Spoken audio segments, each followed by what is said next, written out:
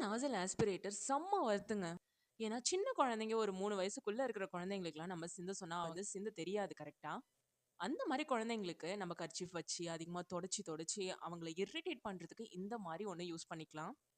இதுலயே different varieties இருக்கு. இன்னொன்னு சக் பண்ணி எடுக்கிறது அந்த மாரி இருந்துச்சு. பட் நான் வாங்குனது இந்த பம்ப் மாரி பிகாஸ் இத ஹேண்டில் பண்றதுக்கு ஈஸி. நம்ம எங்கேயாச்சும் வெளில போனாலுமே இத ஹேண்ட் பேக்ல வச்சுட்டு போய்க்கலாம் அப்டின்ற மாரி தான் நெனச்சு நான் இத வாங்குனேன். இத ஃபர்ஸ்ட் வாங்கி நான் ஸ்டெரிலைஸ் பண்ணிக்கிட்டேன். எல்லா பார்ட்ஸுமே தனித்தனியா கழட்டி.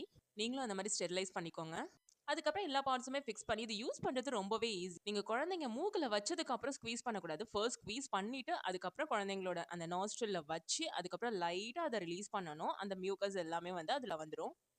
நான் ஃபர்ஸ்ட் ரொம்ப அந்த நாஸ்ட்ரில் நுனியில வச்சேன் பயந்து. பட் அப்படி வைக்கக்கூடாது. கொஞ்சம் உள்ளார வச்சு, அந்த நீங்க ஸ்க்வீஸ் பண்ணத கொஞ்சம் உள்ளார வச்சு, கொஞ்சம் கொஞ்சமா ரிலீஸ் பண்ணீங்க அப்படின்னா, இது குழந்தைங்களுக்கு ரொம்பவே எஃபெக்டிவா இருக்கு. இது நான் எங்க வாங்குனேன் அப்படின்ற லிங்க் நான் டிஸ்கிரிப்ஷன்ல குடுக்குறேன். நீங்க இதுவரைக்கும் யூஸ் பண்ணியிருக்கீங்களா? உங்களுக்கு எவ்வளோ யூஸ்ஃபுல்லா இருக்கு அப்படின்றதையும் எனக்கு கமெண்ட் பண்ணுங்க.